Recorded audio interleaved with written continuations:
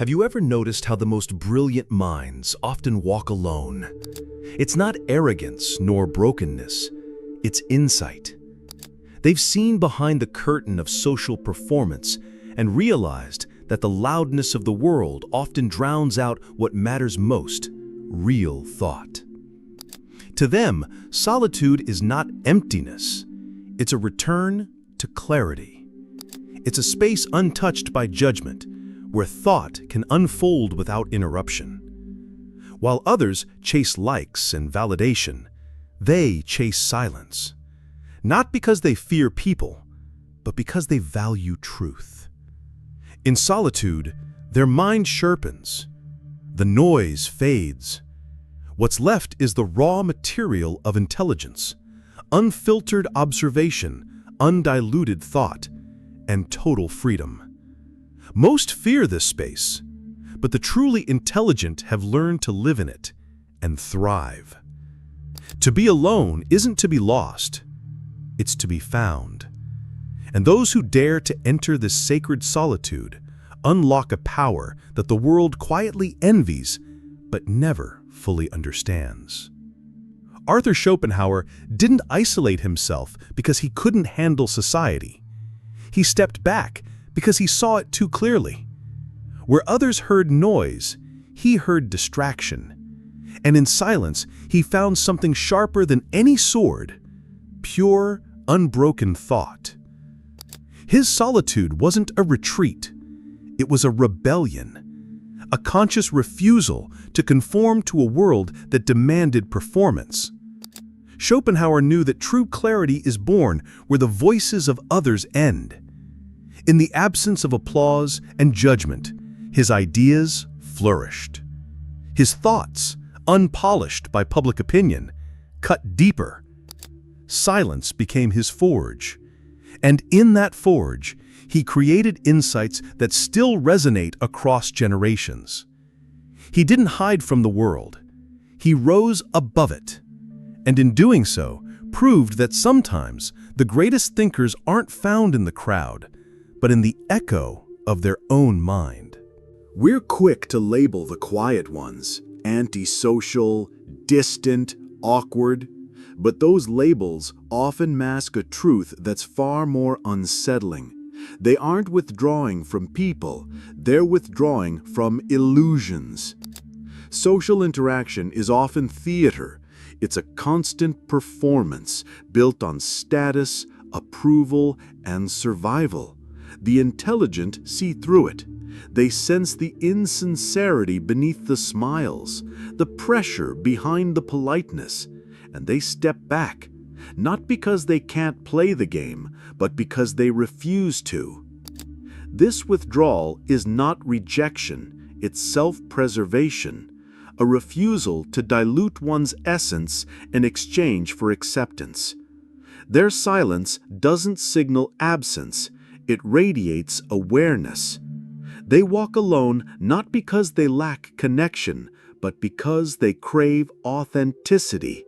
And in a world addicted to pretending, that kind of awareness is a rare and dangerous gift. We believe we're connecting, but what we often call connection is mutual compromise, a shared performance, not true intimacy. Beneath the smiles and shared routines lies a subtle, suffocating conformity. Schopenhauer recognized this long before social media turned validation into a drug. He saw that most relationships demand silence, not of the mouth, but of the mind. To belong, we edit ourselves. To be liked, we water ourselves down. This dulls the intellect. It forces the intelligent to hold back, to nod along, to censor questions that might shake the room. Over time, even a brilliant mind can lose its edge in the name of harmony. That's why the intelligent are cautious with connection, not because they don't love, but because they refuse to pay for love with clarity. To them, truth is sacred, and anything that dims it is too costly. Here's a truth most never dare to face. Your thoughts may not be your own. The values you defend, the opinions you voice, they've been shaped, not chosen. Conditioned by culture, softened by fear, altered by the need to fit in. Schopenhauer warned us, the moment you join a group, you lose part of your independence. Your mind begins to shift, not toward clarity, but toward acceptance. You start managing impressions instead of pursuing truth. The intelligent recognize this trap. That's why they pull away. Not because they dislike people, but because they protect the purity of their thinking. In solitude, they reclaim their mental sovereignty. Thinking freely isn't easy. It demands solitude. It demands courage. But once you taste that freedom, you'll see what Schopenhauer saw. Most people never really think, they just echo. Every conversation has a cost, one rarely measured but deeply felt. The moment you join a group, part of your mind begins to compromise. Not for truth, but for harmony. And harmony, while comforting, is lethal to original thought. The human brain is wired for survival, not clarity. In groups, we instinctively soften our edges, adjust our opinions, read the room before we speak. But that instinct, meant to keep us safe, slowly suffocates genius. Schopenhauer knew this long before neuroscience proved it. He saw that creative brilliance requires risk, and risk cannot survive in an atmosphere of conformity. To think freely, you must be willing to stand alone, even if your voice shakes. That's why the intelligent keep their distance, not out of arrogance, but preservation. Because in groupthink, ideas don't evolve. We're told that freedom is choice, but Schopenhauer exposed a darker truth. You're not free until you're alone, until no one is watching, influencing, approving, or expecting. Only then do you meet your unfiltered self. Most never reach this place. They live in constant reaction, shaped by others, defined by roles, enslaved by visibility. But the intelligent step back. They let go of the need to belong and rediscover the power to think without permission. Isolation, in this light, is not confinement. It's clarity. It's the stripping away of noise, roles, masks. In that silence, you don't just think differently, you become different. Freedom isn't something you're given, it's something you carve out, with solitude as your chisel and silence as your sanctuary. Most people confuse solitude with loneliness because they've never truly built an inner world. The moment external stimulation fades, they panic. Not because they miss others, but because they're strangers to themselves. Schopenhauer discovered something most avoid, that real solitude is not a void, it's a presence filled with reflection, creation, and calm. It's a sacred space where the mind expands and begins to speak its own language. The intelligent don't fear being alone, they seek it. They know that in silence, ideas mature, emotions settle, and authenticity returns. They've cultivated solitude like a garden, rich, alive, ever-growing. Loneliness is the symptom of a distracted mind. Solitude is the reward of a disciplined one. The greatest discoveries in history weren't made in brainstorming sessions. They were born in solitude, in the quiet depths of reflection, where no one interrupts and nothing distracts. The mind becomes a universe. Schopenhauer believed that every thinker must become an explorer, venturing into the inner unknown, where there are no maps, no timelines, and no guarantees, just questions and the courage to face them. Solitude unlocks this process. It removes the clutter and demands of the world. In its absence, creativity flourishes, not as a burst of inspiration, but as a slow, powerful emergence from silence. To be truly creative, you must be alone, not because others aren't valuable, but because your genius needs room to breathe. Noise distracts. Silence reveals. It's in the still moments, when the world pauses, that the mind speaks loudest. Schopenhauer's best ideas didn't emerge from debate or collaboration. They were born in long, silent hours of thought. In silence, the mind isn't just thinking, it's listening. Listening to the deeper layers of consciousness that are usually drowned out by the world's urgency. In that listening, insight is born. This is why the intelligent don't just tolerate silence. They pursue it, not as escape, but as strategy.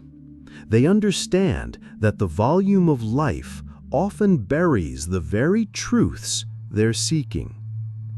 Silence isn't the absence of thought. It's the environment where thought becomes real. Your mind doesn't have infinite energy. Each interaction, each decision, each distraction chips away at your focus. Yet most people spend their cognitive fuel on trivia, social chatter, digital noise, and pointless obligation. Schopenhauer understood what few dare to acknowledge. Your attention is sacred, and society, knowingly or not, is structured to deplete it. Every forced conversation, every subtle performance, every moment spent managing perception is a withdrawal from your mental bank. The intelligent guard their mental bandwidth like treasure. They don't give it away easily, not because they're rude, but because they know that deep thought requires deep reserves. Protecting your focus isn't selfish, it's survival, because in a world of mental debt, clarity is the only real wealth. Being around people isn't neutral, it's taxing. Even friendly conversations demand processing, emotional regulation, and constant micro-adjustments. That energy, taken from your core, could have fueled insight. Schopenhauer didn't isolate himself out of misanthropy. He did it with intent. He understood that even small doses of social interaction can fragment attention and erode mental clarity. His solitude was not escape, it was design, a deliberate environment built to protect thought, depth, and creative momentum. Every boundary he set was a fortress around his focus. The intelligent know this. They feel the cost with every casual chat. That's why they withdraw, not from humanity, but from unnecessary noise that threatens their work, their mind, and their purpose. Most social interaction is theater. Roles, expectations, unwritten scripts. We perform to fit in, to please, to avoid tension. But behind every performance is a cost, and that cost is authenticity. Schopenhauer saw how these roles become prisons. The longer we play, the more we forget who we were before the curtain rose, and the more we fear ever stepping off the stage. The intelligent reach a breaking point. They feel the weight of the mask, and one day they simply choose to take it off. The silence that follows isn't loneliness, it's freedom, a rediscovery of self outside of applause. Their solitude isn't escape, it's a quiet rebellion against performance, against conformity, and most of all, against forgetting who they really are. Your thoughts aren't as original as you think. From birth, culture scripts your desires, your values, even your definition of success. And unless you break that script, You live your entire life playing someone else's role. Schopenhauer warned us, most people mistake programming for principle. They never question the frameworks they were handed, and so they never truly think, they only repeat. Solitude is the uninstall button. It's the space where outside influence fades and the inner voice begins to emerge. But reaching that space requires more than time alone. It demands courage. The intelligent take that risk. They disconnect not to escape, but to reset. To ask questions no one dares to ask. To think thoughts no one has approved yet. And in that silence, they finally become authors of their own mind. Original thought is dangerous, not because it's wrong, but because it's lonely. To think independently is to leave the herd, to reject comfort, to risk misunderstanding. And few have the strength to bear that solitude. Schopenhauer saw this clearly. He believed that true freedom begins when you dare to think what no one else will, even when no one stands beside you. That level of courage isn't common. It's revolutionary. The intelligent don't seek conflict, but they won't soften their thinking just to belong. They know that most of the world moves in circles, repeating safe ideas. They choose to walk alone, in straight lines, toward unknown truths. To think alone is to live ahead of your time. And while the world may not understand you now, history has shown all great revolutions of thought began in silence. Solitude isn't feared because it's lonely. It's feared because it's powerful. When the world is stripped away and you're left alone with your own mind, something terrifying happens. You meet the real you. Most people avoid this encounter. They cling to noise, distraction, and constant company to protect themselves from the silence. But the intelligent embrace it. In solitude, their thoughts don't just echo, they evolve. Schopenhauer understood that a solitary mind is a dangerous one, not because it seeks destruction, but because it cannot be controlled. It becomes immune to peer pressure, to trends, to collective fear. It operates independently, and that makes it unpredictable. The world misunderstands the solitary, not because they're broken, but because they're ungovernable. And in a society built on conformity, that kind of mind is always seen as a threat. True genius isn't loud. It doesn't happen on stages or in applause. It happens in silence, in the long, uninterrupted hours where thought deepens and ideas take shape beneath the surface. Schopenhauer didn't merely retreat. He created a laboratory within his own mind. His solitude was not passive. It was active, deliberate, and sacred, a place where distractions were banned and insight was summoned. The intelligent follow this same blueprint. They don't rely on external stimulation. They dive inward, test theories, challenge assumptions, and build worlds no one else can see. Yet, the lab of the mind is not glamorous. It's lonely. It's demanding. But it is the only environment where brilliance can be refined and where mediocrity has no place to hide. When you step back from society, your vision sharpens. The repetition, the posturing, the fragile systems people depend on, they all become visible. But to see clearly, you must first detach. Schopenhauer didn't just withdraw, he observed. He watched humanity like a scientist studies a specimen, not with malice, but with clarity. And in doing so, he gained the one thing the masses never achieve: objectivity. This philosophical lens allows the intelligent to understand the world without being consumed by it. They're not entangled in the games, the trends, the tribal conflicts. They see the mechanisms, but refuse to be manipulated by them. From this distance, they gain not superiority, but freedom. Some truths cannot be taught. They must be discovered, not in classrooms, not in conversations, but in silence, in the deep, often uncomfortable space where you are forced to think without guidance. Schopenhauer's greatest lessons didn't come from mentors.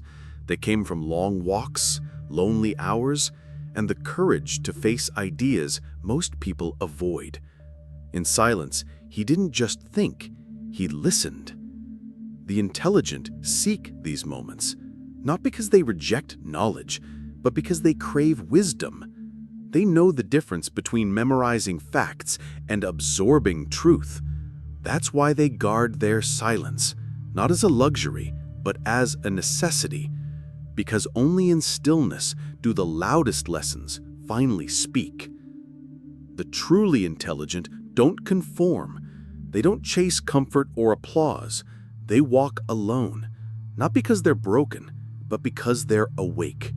And that solitude gives them a clarity the world doesn't know how to process. Schopenhauer wasn't feared because he raised his voice. He was feared because he didn't need to. His calm exposed illusions. His solitude revealed truths. And his independence made others question their own lives. Solitary minds unsettle the crowd. They don't explain themselves. They don't seek permission, and that unpredictability is terrifying to those who rely on approval to exist. These minds aren't cold, they're focused, not distant, but deeply present, and in their stillness, they carry a truth louder than any scream. They're not running from the world, they're running ahead of it. Schopenhauer didn't just think in solitude. He built a universe there. While others sought approval, he constructed a fortress of clarity. Each boundary he drew wasn't a wall against others, but a safeguard for insight. Inside this fortress, distractions were unwelcome. Silence was the default. Reflection was the norm. He wasn't isolated. He was in command. He didn't fear the world, but he refused to let it dictate his mind. The intelligent emulate this model. They build inner worlds so rich that the outer world becomes optional. Their solitude is not escape, it's foundation, a structure built brick by brick with thought, discipline, and courage. That's the secret. The strongest minds don't live in crowds. They live in fortresses. And from there, they shape ideas that reshape the world. In the end, it all comes back to silence. Not as absence, but as liberation. The moment no one is watching, judging, or expecting, you become free. Free to think, free to feel, free to exist on your own terms. Schopenhauer understood this deeply. In silence, he didn't shrink, he expanded. Without the noise of a crowd, his thoughts reached deeper, his insights struck harder, and his words lasted longer. The intelligent don't just fall into silence, they choose it. Because they know that only in that space does the mind fully awaken. Only there can it become its own without compromise. And once you've known that kind of silence, you never go back. Because it's not just quiet, it's power.